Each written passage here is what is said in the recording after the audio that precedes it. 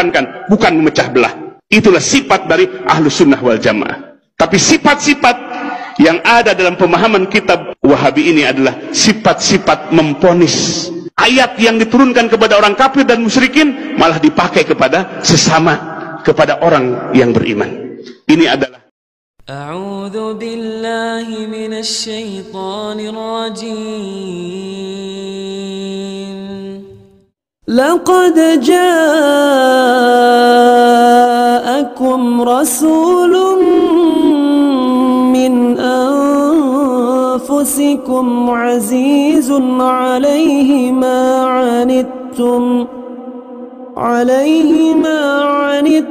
harisun 'alaikum bil mu'minina raufur rahim. Fitnatul Wahabiyah ini kitab yang ditakuti oleh mereka, yang dikarang oleh Al-Alim Al-Alamah Syekh Ahmad bin Zaini bin Ahmad Dahlan Al-Makki, Mufti Mekah, pengarang kitab ini.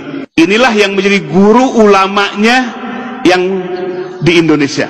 Murid-murid beliau diantaranya pertama adalah Syekh Khalil Al-Bangkalani dari Madura, murid beliau. Yang kedua adalah Syekh Ahmad Khatib Al-Minangkabawi dari Minangkabau, Sumatera Barat, murid dari Syekh Ahmad bin Zaini bin Ahmad Dahlan. Yang ketiga adalah Syekh Nawawi Al-Bantani dari Banten. Dan banyak murid-murid yang lain, murid-murid beliau yang jadi ulama di Indonesia. Nah, beliau dalam kitab ini disebutkan, Bapak Ibu sekalian, beliau hidup di abad ke-13 Hijriah, menyaksikan langsung. Beliau mufti Mekah bermadhab Syafi'i. Beliau menjelaskan dalam kitab ini dari sisi tarikh dan sejarahnya beserta ajaran dari Wahabinya.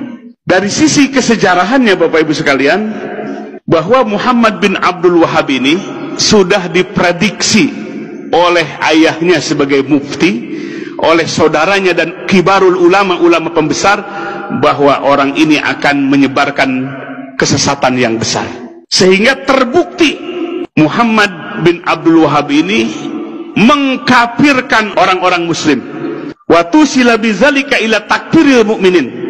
Jadi mengkafirkan orang-orang yang beriman. Maka selain daripada yang mengikuti mazhabnya adalah musyrikin, itu pandangannya. Sehingga Bapak Ibu sekalian, pertama, faza'ama ana ziyarata qabrin Nabi SAW, sesungguhnya dia menyangka berziarah ke kuburan Nabi, wa tawassuli bihi, bertawassul dengannya, wabil anbiya, dan kepada para nabi, wal aulia, dan kepada wali, wasolihin, dan orang-orang soleh, wa ziyarati quburihim, dan menziarahi kubur mereka, syirkun syirik. Jadi kita ziarah ke Wali Songo syirik, bertawasul syirik, ya, yang suka tawasulan. Wa anna nida'an Nabi sallallahu alaihi wasallam inda tawasul, menyebut nabi, ya, nida kepada nabi, memanggil nabi dalam tawasul, syirkun syirik. Dulu Muhammad bin Abdul Wahhab ini bekerja sama dengan seorang amir di mana? Di daerah Diryah. Ya, Diryah itu di sekarang Saudi Arabia, di Najd, ya, bekerja sama dengan seorang amir Ad-Diryah, namanya adalah Muhammad bin Saud, sehingga negaranya sekarang disebut Saudi Arabia. Nah, inilah kolaborasi antara Muhammad bin Abdul Wahhab dengan Muhammad bin Saud. Yang satu ambisi kekuasaan, yang satu ambisi dengan pemahamannya, ingin menyebarkan pemahamannya. Sehingga di dalam sejarah, dalam kitab Fitnatul Wahabiyah ini, jumlahnya tidak terhitung yang dibunuh oleh pemahaman ini, dengan jumlah yang sangat banyak, karena memadukan kolaborasi antara penguasa dengan orang yang menyebarkan madhab Wahabi ini. Jumlahnya tidak bisa dihitung. Di Taif, di Jeddah, di Mekah, banyak manusia yang meninggal. Bahkan terakhir, Bapak Ibu sekalian, ketika merebut Hijaz Mekah dan Madinah, mereka menggunakan senjata Inggris untuk membunuh kaum muslimin. Dalam kitab ini, dan banyak kitab-kitab yang lainnya. Maka disebutkan dalam kitab ini, musibah terbesar yang menimpa umat Islam sepanjang sejarah umat Islam adalah fitnahnya Wahabi ini. Maka sekarang, Bapak Ibu sekalian, mereka ganti kulit, nggak mau disebut Wahabi, maunya disebut Salafi. Padahal paham yang mereka pelajari dan kitab-kitab inilah yang mereka pelajari semua. Jadi Bapak Ibu sekalian, ini sungguh memprihatinkan. Kenapa? Karena mereka menggunakan pemahaman seperti ini. Pemahaman yang merusak, yang membelah-belah kekuatan umat Islam, yang memecah belah kaum muslimin. Kaum muslimin disebut orang musyrik, bahkan lebih syirik dibandingkan dengan Abu Jahal dan Abu Lahab.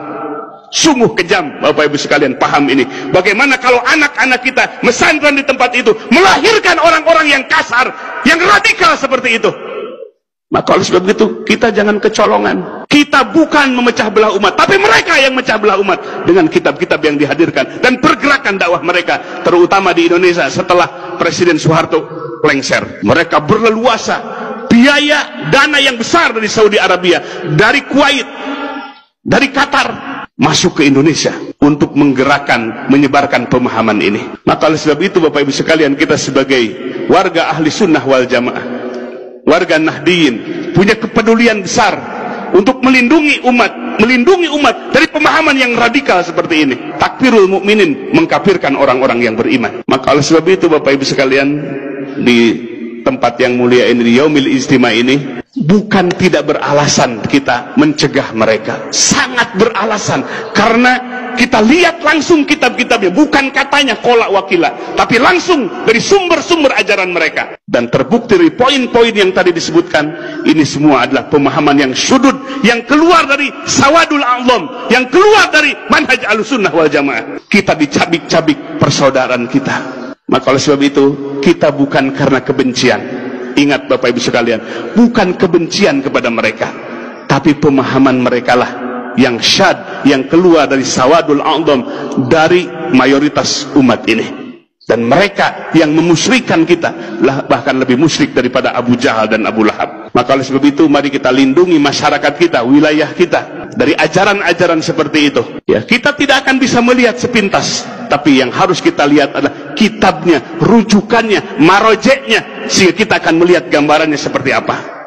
Maka hampir di mana-mana Bapak Ibu sekalian, kegaduhan di masjid-masjid karena ajaran seperti ini yang diajarkan. Begitu Bapak Ibu sekalian situasi kondisi kita. Mari kita jaga masyarakat kita, warga kita, dari pemahaman-pemahaman radikal, pemahaman-pemahaman yang menuding orang lain kafir, yang menuding sesama saudaranya sebagai orang musyrik. Hadirin wal hadirat rahimakumullah, itulah yang bisa disampaikan pada kegiatan Yaumul Ijtima ini.